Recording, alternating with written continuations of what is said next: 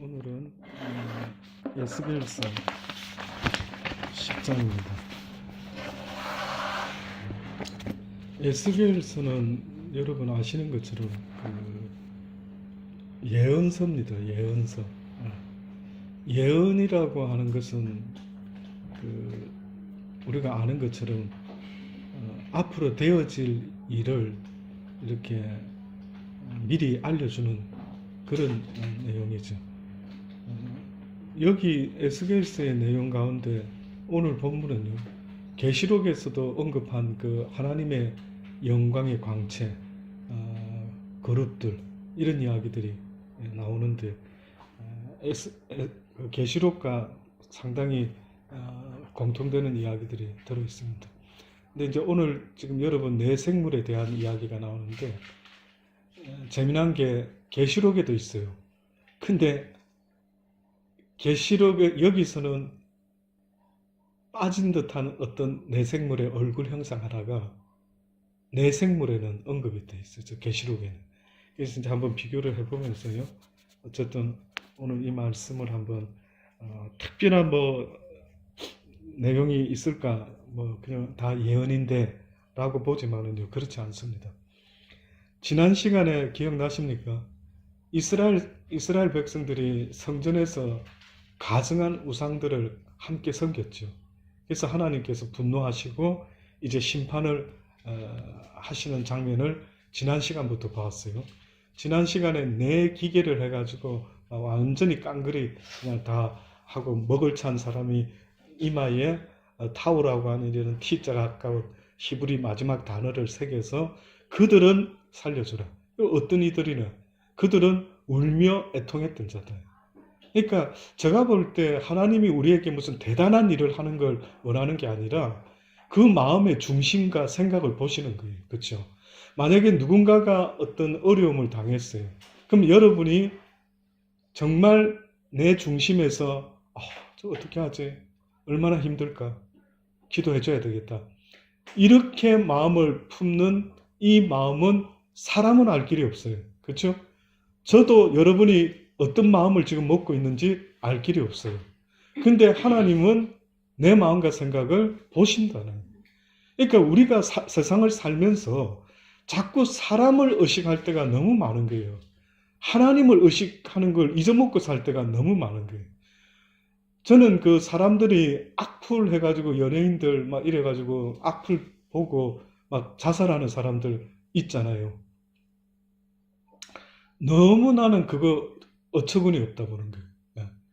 아니 어떤 미치갱이 같은 사람이 막 그다 나를 욕하든 야 죽어버려라 하든지 말든지 어떻게 보면 그저 나만 중심에 내가 어떻게 보면 하나님 앞에서든 누구 앞에서든 떳떳한 기준이 있다면은 그들의 소리에 그렇게 휘두르질 필요가 없죠. 근데 연예인들 가운데 그러잖아요. 악플을 본다는 연예인, 악플을 자기는 아예 보지를 않는다라는 연예인, 또 어떤 사람들이 야 너 보고 그러더래, 이러더래, 저러더래 이런저런 이야기들을 들을 때 막 속에서 이런데, 근데 제가 볼 때는 그 사람들의 공통되는 점이 뭐냐면은 하나님을 모르다 보니까 하나님 앞에서 마음과 중심을 내어놓고 살아가면 이런 모습이 되면은 이거는 이제 퍼펙트한 아주 모습이죠. 왜? 내 마음과 중심을 아는 사람이 세상에 있을까요? 없을까요? 희선 집사 마음을 성문 집사가 다 알까요? 같이 사시는데 모릅니까? 그렇죠?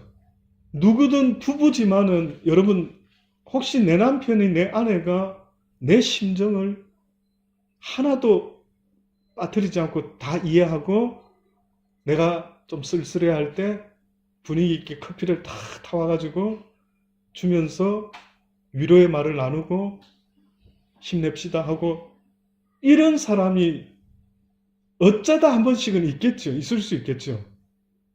과연 그것이 지속적으로 내 마음과 중심을 알 수 있을까요? 없는 것 같아요. 그래서 저도 이 진리를 깨닫고 나서 저도 살다 보면은 좀 뭔가 행하고 좀 위로받고 싶고 뭐 이런 게 있지 않습니까? 하나님 위로해 주십시오. 하나님께 이야기. 하나님 요즘 마음이 좀 그렇습니다. 하나님 나의 마음을 만져주소서. 그러니까 실제 우리의 심령을 정말 만져줘서 나도 모르게 회복이 되고 어머 이게 웬 은혜? 갑자기 내가 기쁨이 막 샘솟듯 올라오면서 평안해지고 그냥 걱정이 갑자기 싹 사라지고 조금 전까지 막 걱정, 근심, 막 뭐 어떻게 불안, 뭐 이런 근데 이거 하나님이 만지시면 치유가 되겠죠. 100%.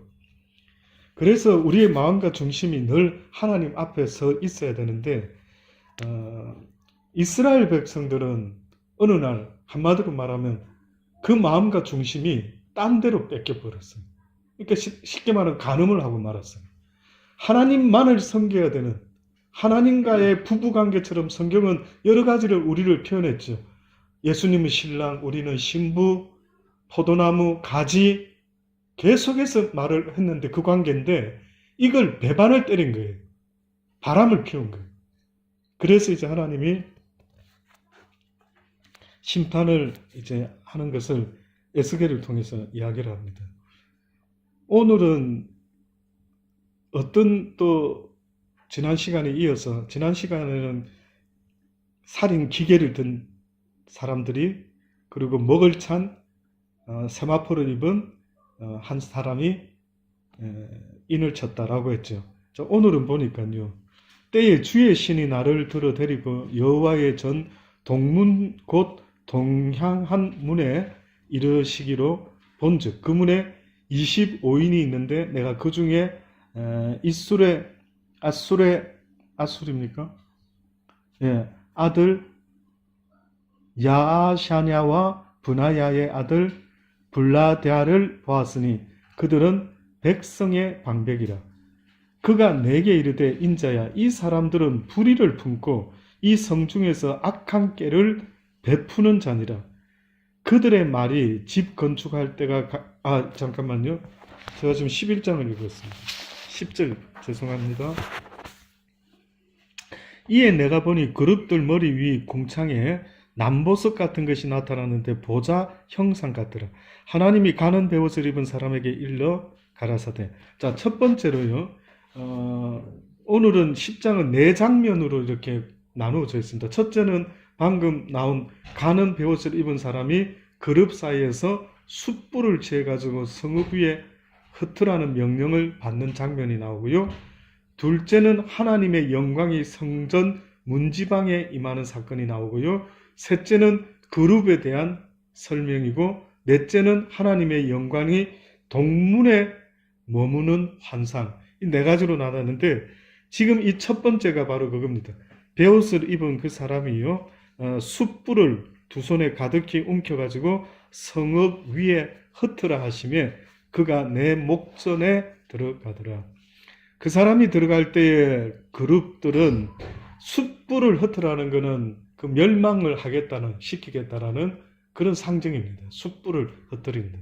그 사람이 들어갈 때에 그룹들은 성전 우편에 섰고 구름은 안뜰에 가득하며 여호와의 영광이 그룹에서 올라 성전 문지방에 임하니 구름이 성전에 가득하며 여호와의 영화로운 광채가 뜰에 가득하였고 원래 여호와의 광채는 지성소에 머물러 있어야 됩니다. 영광은. 근데 이게 지금 옮겨지고 있는 겁니다. 그룹의 날개 소리는 바깥 뜰까지 들리는데 전능하신 하나님의 말씀하시는 음성 같으라.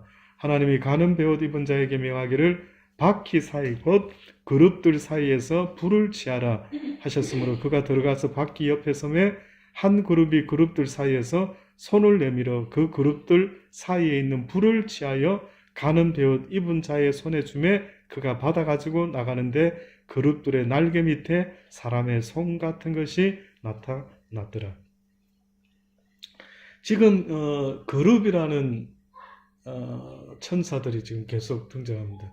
혹시 여러분 성경에 언급되는 천사의 호칭을 몇 가지 알고 계십니까? 이 지금 분명히 그룹들이라는 게 천사긴 한데, 그죠?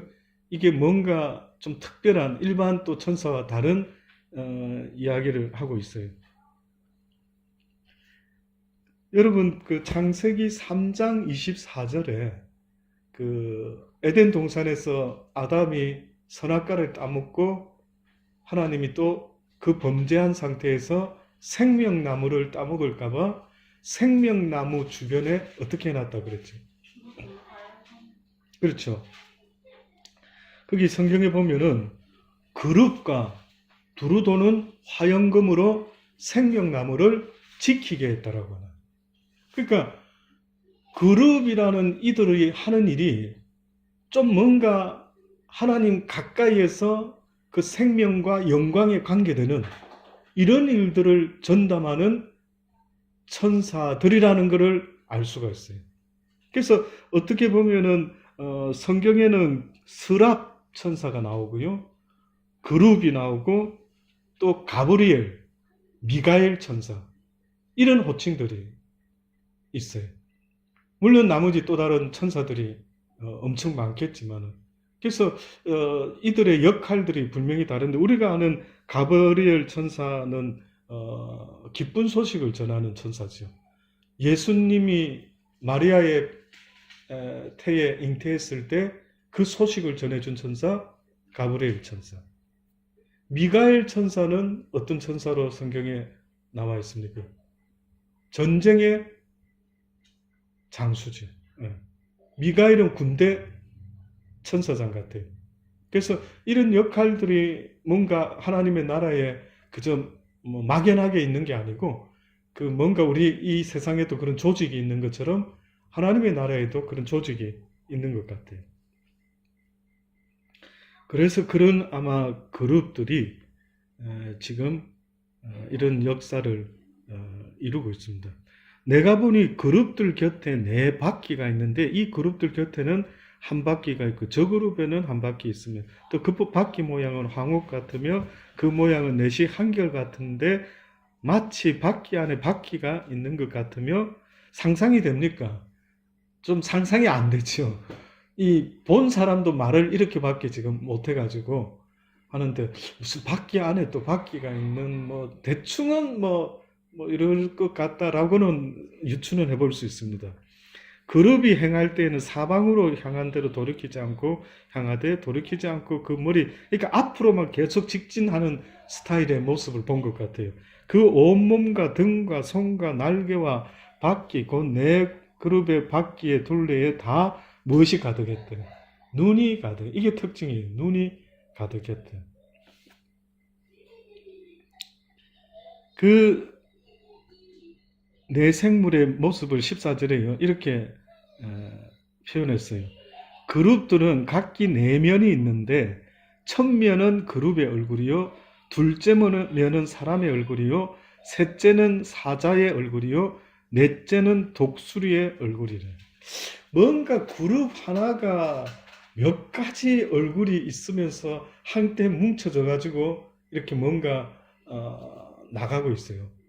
근데 이 지금 이야기가요, 계시록에도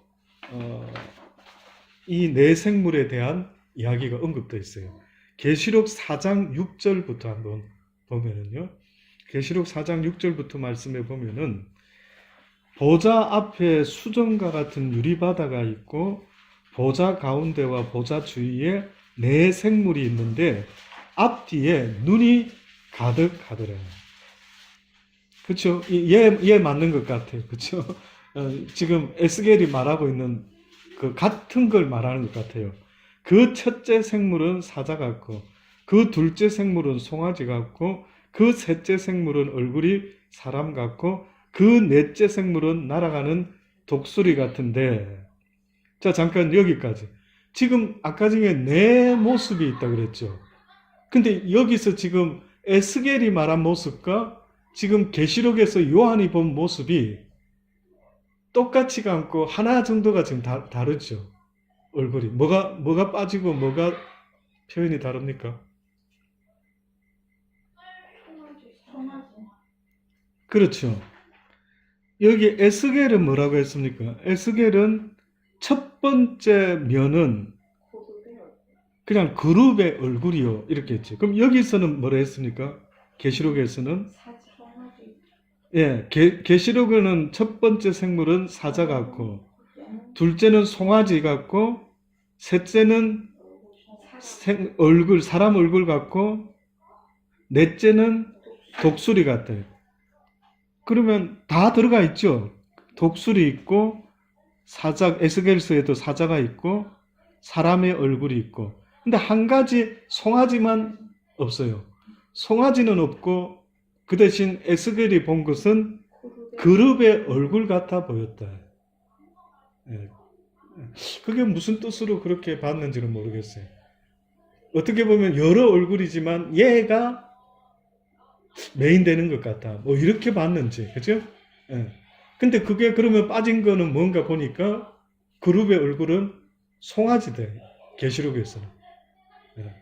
과연 송아지 얼굴이 그룹의 얼굴로 봤을까? 그러니까 아마 우리 육이 있는 우리 인간이 에스겔은 자기 관점에서 이렇게 본 것 같고, 그쵸? 하나도 송아지 얼굴 말해도 되는데 그 느낌이 송아지 느낌으로 보지는 못했는지 요한은 송아지로 본 것 같고, 그죠? 그룹의 얼굴로 본 것 같아. 자, 어쨌든 이렇게 계시록에서는 언급하면서요, 보세요. 네 생물이 각각 여기는 이제 추가가 되어 있는데, 네 생물이 각각 6날개가 있고 그 안과 주위에 눈이 가득하더라. 그들이 밤낮 쉬지 않고 이르기를 거룩하다 거룩하다 거룩하다 주 하나님 곧 전능하신 이여 전에도 계셨고 이제도 계시고 장차 오실 자라 하고, 그 생물들이 영광과 존귀와 감사를 보좌에 앉아서 세세토록 사시는 이에게 돌릴 때에 24장로들이 보좌에, 여기 지금 24장로 제가 아까 중에 11장을 읽었죠. 11장을 잠깐. 여기 보면은 그 문에 25인이 있는데, 이거는 이제 그 벌받는, 그러니까 아마 이 조직이 하나님의 조직에서 많이 따온 것 같다는 생각이 듭니다. 그러니까 이 성전과 관계되는 장로들 25인 뭐 이런 것들도요. 어떻게 보면 하나님의 영광의 성소를 좀 카피 떠서 이렇게 그림자처럼 만들어 놓은 것 같은데,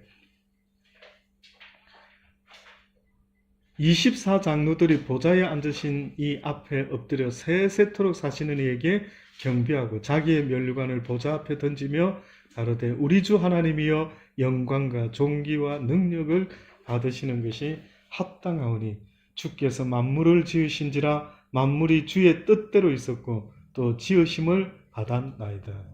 얼마나 아름다울까 혹시 상상할 수 있겠습니까?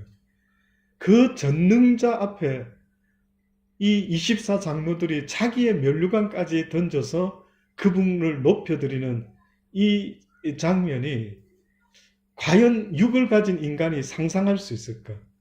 그게 얼마나 영화로운, 꼭 어떻게 보면은 저와 여러분이 대통령 취임식장에 참석했을 때 한번 가보신 적이 있습니까? 초대장 받아서 한번 가보신 분 있습니까? 여기는 없으시네요. 저도 못 가봤어요. 저도, 저 어떤 사람들이 가는 거지? 가서 아마 그 사람들한테 인터뷰해 보면은 아마 프라우드가 있겠죠.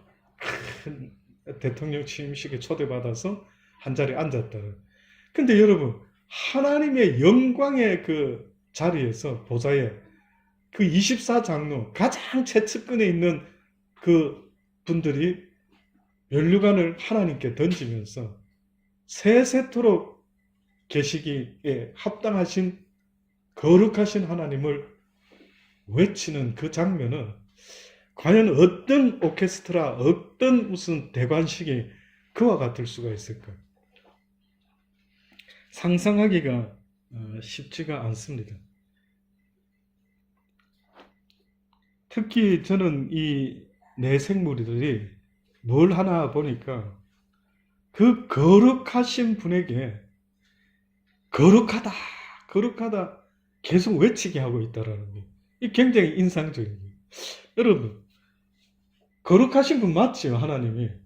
그냥 거룩하십니다 하고 해도 되는데, 무슨 그 선풍기 바람을 틀듯이, 내지는 자동차가 달리려면은 막 기름을 넣어서 달리는 것처럼 꼭 무슨 거룩함을 계속해서 아주 공급하며 온 천하에 선포하는, 그러니까 이분이 거룩하시다. 이 하나님이 거룩하신 하나님이다.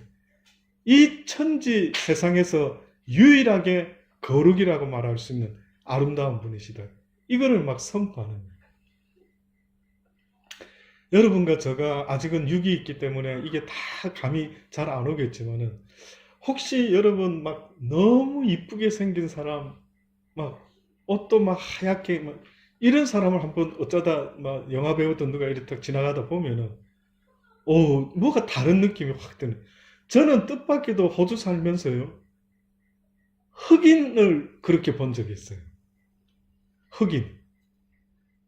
완전 새까마지는 않는데 꽤 까만 편인데 흑인 여자였어요. 그 지나가다가 흑인 여자를 봤는데 사람 같지가 않는 거예요. 이게 뭐라고 말해야 되죠? 나하고 다른 것 같아요. 얼굴이, 피부도 다르고 이목구비도 다른데 정말 이렇게 구경하고 싶은 느낌이 드는 거예요. 구경. 야, 이 어디서 별나라에서 온 사람인가 싶은 느낌. 그러니까 그렇게 하나님의 그 모습이 거룩하다라는 거 한번 상상해 보려고 하는 겁니다. 사람도 그런 사람 보면은 이게 참, 야, 어떻게 저럴 수가 있을까? 근데 하나님은 거룩이네. 상상이 잘 안 돼요. 그 이미지가 어떤 모습이길래 거룩의 이미지를 가지고 그 내 생물이 계속해서 찬양을 합니다. 거룩하라. 근데 내 생물에 눈이 많다라고 자꾸 해놨죠. 눈. 사방에 눈이 있대. 여기 내 생물에 있는데 앞뒤에 눈이 가득하더라라고 이야기했죠.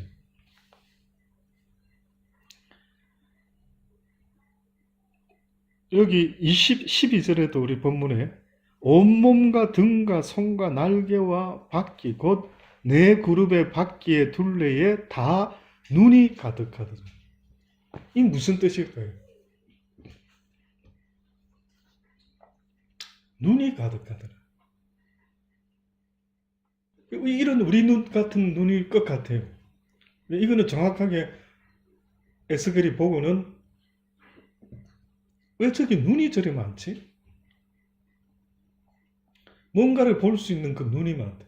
그러니까 어떻게 보면 하나님의 그 어떤 눈으로 온 세상의 모든 것을 감찰하신다라고 하는 그런 하나님을 말씀하는 거예요. 그래서 제가 아까 중에 우리 마음과 중심을 하나님은 다 보고 계신다. 굉장히 중요한 이야기예요. 그래서 신앙생활 할 때에 종교 행위에 빠지는 것을 조심해야 돼요. 종교 행위. 하나님은 종교 행위에 점수를 많이 준 적이 성경 전체 제가 봤을 때는 하나도 없습니다. 하나님이 점수를 많이 준 것은 그 마음의 중심에서 우러난 순종의 모습에 점수를 아주 후하게 주시지, 결코 종교 행위에 점수 준 적이 없어요. 그래서 성경에도 뭐랍니까? 주여 주여 하는 자마다 하나님의 나라에 가는 것이 아니라, 아무리 너희가 권능을 받고 권능을 행하고 귀신을 쫓고 막 복음을 땅끝까지 전하고 있다 할지라도 하나님의 뜻대로 행하지 아니하면 아무것도 아니다. 오히려 불법을 행한 자들이다. 성경에서 불법의 기준이 뜻밖에도 종교 행위가 아닌 거예요. 성경에서 불법의 기준이요, 복음을 전하는 목사는 불법이 아니고 나는 하나님 기뻐하겠지? 근데 내가 불법에 걸려버렸어. 하나님, 나 목사인데요. 내가 왜 불법에 걸립니까? 너는 불법을 행한 자라. 왜요? 네가 성경 말씀을 잘 알고 있으면서 그래서 사람들에게 가르치는 일을 했지만은 너는 알고도 행치 아니했으니 죄 없다 할 수가 없을 거라. 네가 오히려 선생이 아니었으면은 몰라서 그랬단다면 내가 너를 용서할 이유가 있는데 네가 알고도 그 짓을 했으니 순종치 않았으니 너는 죄가 모르는 자들보다 더 크다라는 거예요. 그러니까 불법의 기준이 뜻밖에도 지식을 많이 알고 있는 사람이 크리스찬이 아닌 거예요. 놀랍죠?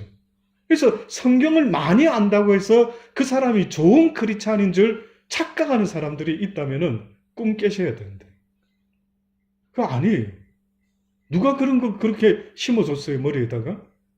그런 거는 성경에서는 말한 적이 없어요.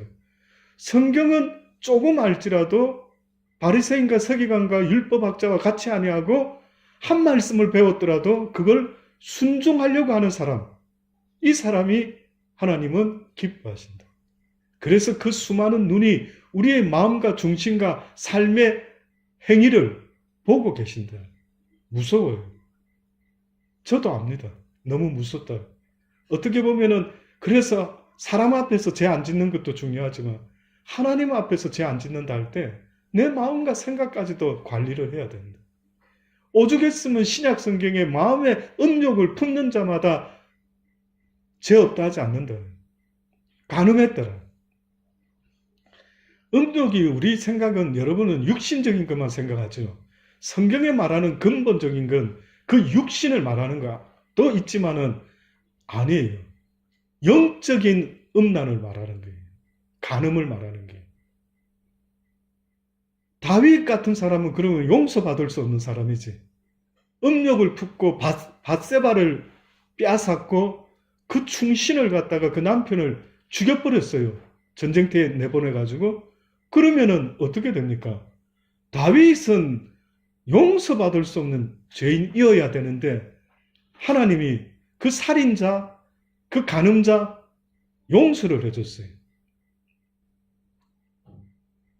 근데 하나님이 더 용서할 수 없는 자들은 지금과 같이 하나님의 성소에서 귀신과 온갖 우상을 섬기는 이들을 하나님은 용서할 수가 없는 거예요.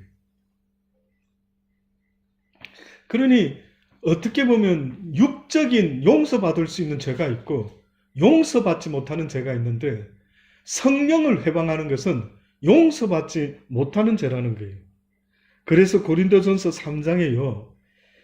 너희가 하나님의 성전인 것과 하나님의 성령이 너희 안에 거하시는 것을 알지 못하느냐.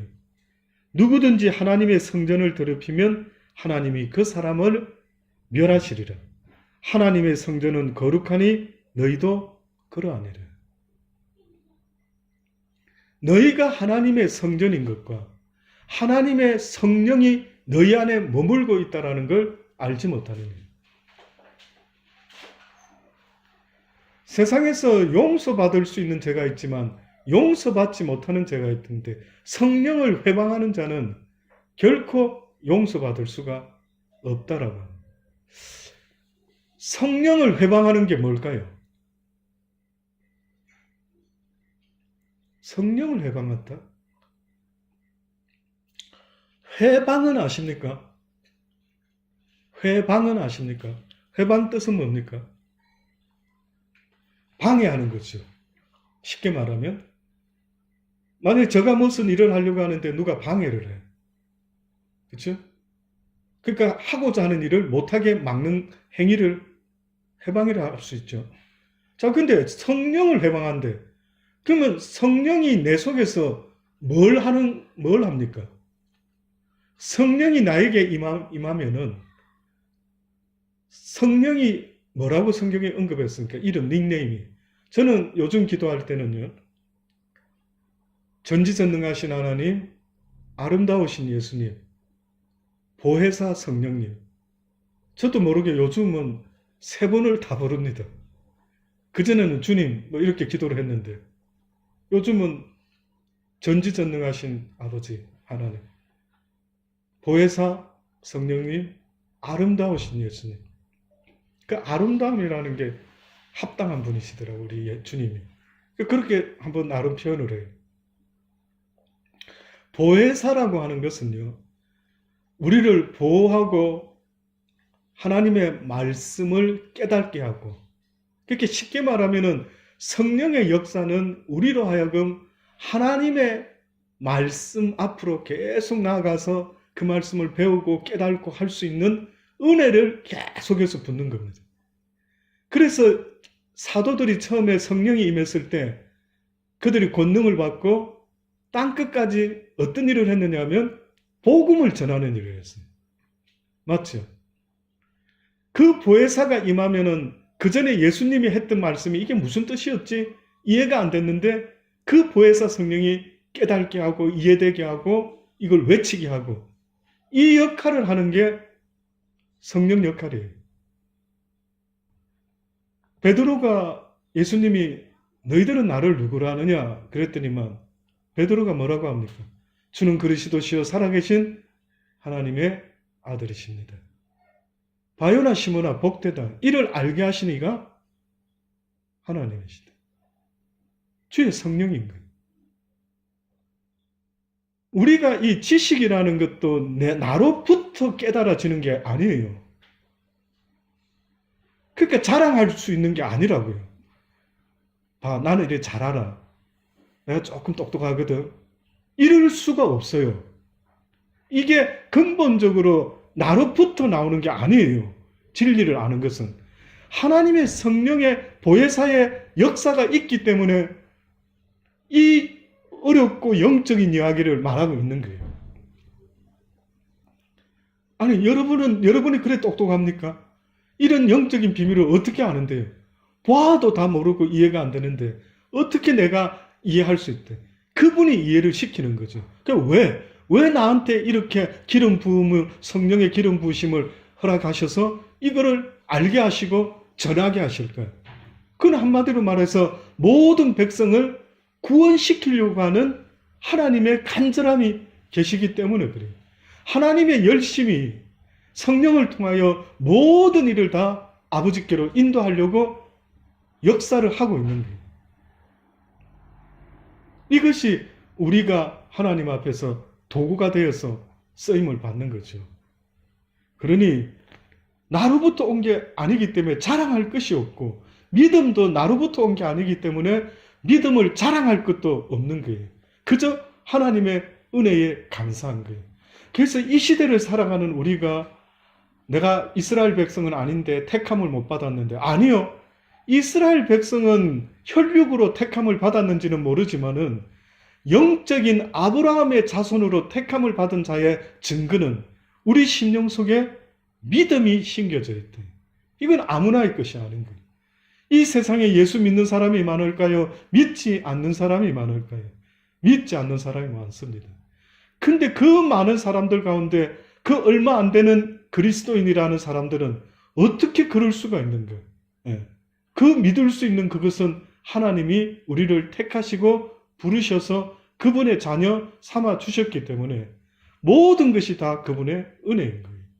그래서 우리는 이 성경의 지식을 가지고 사람을 판단하고 정죄하는 일에 써먹으면 되는 게 아니고 그들을 위해서 더 제가 한 번은 어떤 분을 옛날에 제가 아주 잘 아는 결혼 주례까지 한 분이 있어요.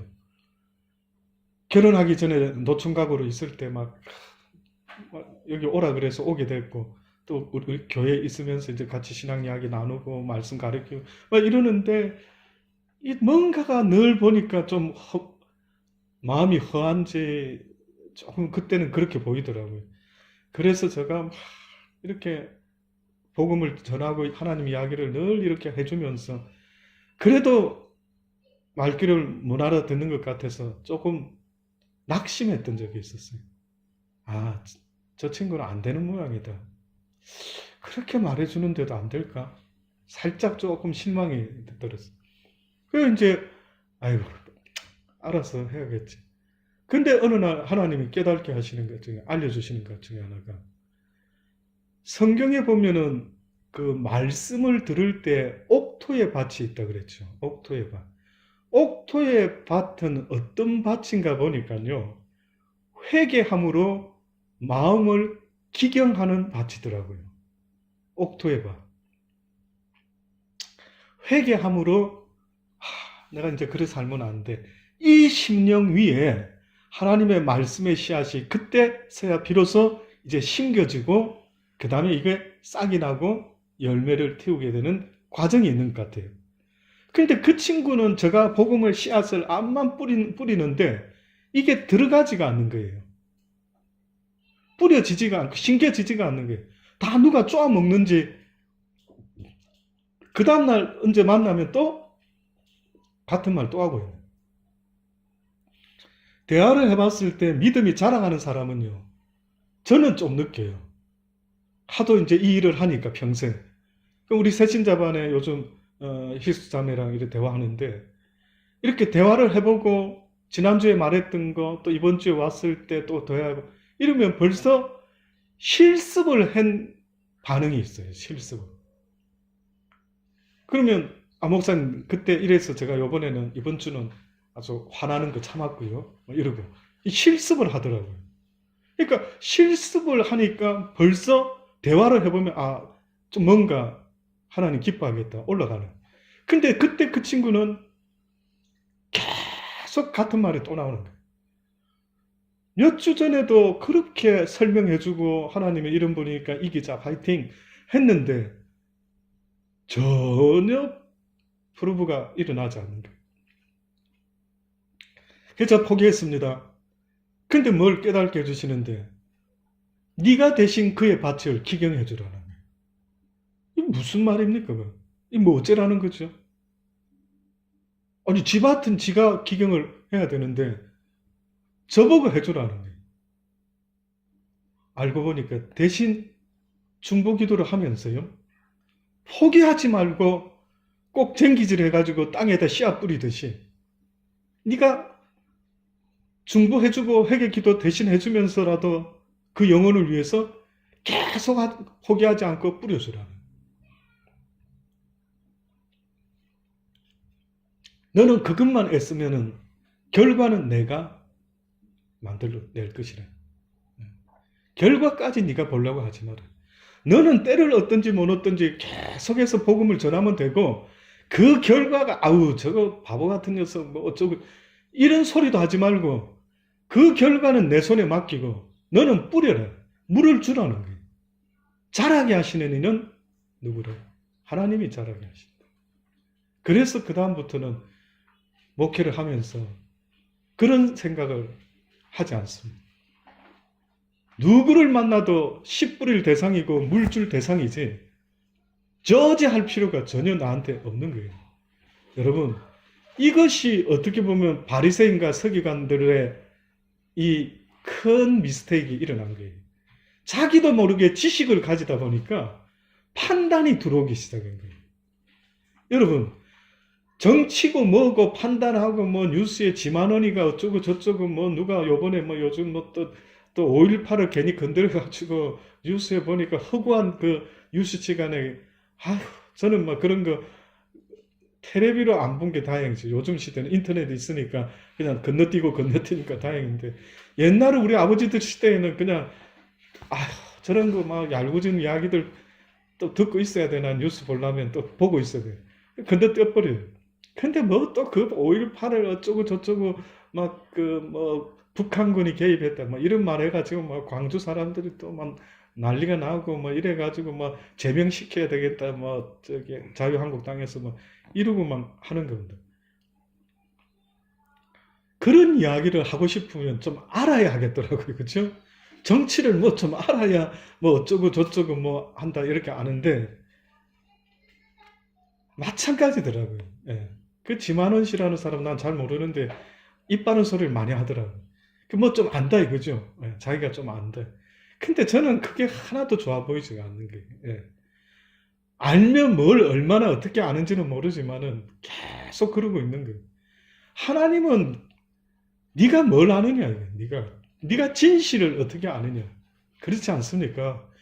우리는 그 인생 나에 대해도 다 모르는 사람이 그 누구에 대해서 어떻게 잘 압니까? 하나님의 손에 맡길 거 맡기고 내가 할 것만 하면 되는데 우리는 하나님의 자리에 올라가서 판단하고 정죄하고 심판하는 것은 여호와의 자리에 앉은 모세나 가능하려는지 모르겠어요. 하나님이 허락한 그 모세나. 그러나 많은 자들이 모세의 자리에 앉아서 그 짓을 하고 있다고 하나님이 안타깝게 외치는데 이것은 우리에게 이 땅을 사는 날 동안 도무지 판단하고 정죄하지 마라. 사는 날 동안 하지 말라는 게 그게 하나님이. 그 내 몫이다. 내 역할이다. 네가 무엇인데 함부로 판단하고 정죄하느냐. 그렇지 않습니까? 제가 수민이나 사랑이나 뭐 다른 집 아들, 딸, 뭐 별이나 찐이나 뭐, 저 어떻게 저렇게 키워가지고 어떻게 저러고 어쩌고 저쩌고 기분이 어때요? 내 자식 내가 안다. 어떻게 보면. 그러나 하나님이 지금 그 말씀하는 거예요. 내 백성 내가 안다. 네가 아냐. 네가 그를 아냐. 네가 너를 아냐. 내가 너를 알고 네 자식도 내가 알고 나 여호와만이 이 어마어마한 눈을 가지고 셀 수 없는 눈을 가지고 온 천지를 보고 계시고 내 마음과 심정을 보고 계시는 눈 두 개 가지고 뭘 보는 겁니까? 교만하지 않을까요? 우리 눈 두 개 가지고 육밖에 못 보는데 어떤 사람을 만약에 내가 막 판단하고 정죄하는 거는 진짜 교만의 극치를 달리고 있다. 그래서 저는 그 누구도 하지 말아야 되는데 막 뉴스에 보면 악플을 달고 막 판단하고 저거 못된 놈이다 뭐 저거 죽여라 뭐 없애라 어쩌라 이러는데 사실은 씁쓸한 거죠. 누가 알 수 있을까? 그 정답은 하나님만이 아신다는 거 잊지 마시기를 바랍니다. 마지막으로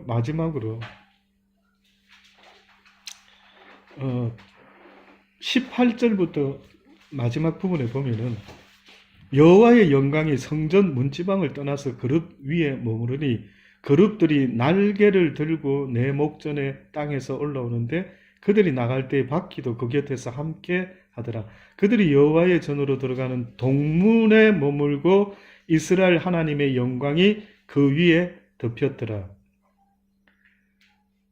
동문에 머물렀다고 했는데 이게 옮겨진 거예요. 그게 무슨 말이냐면 원래 성전의 북쪽에서 이 하나님의 사람들이라는 자들이 우상을 숭배했거든요. 북쪽에. 근데 하나님의 영광이 옮겨졌어요. 촛대가. 북쪽에서 남쪽으로 옮겨졌습니다. 근데 동문은 예루살렘 성전의 남쪽을 말하는 거예요.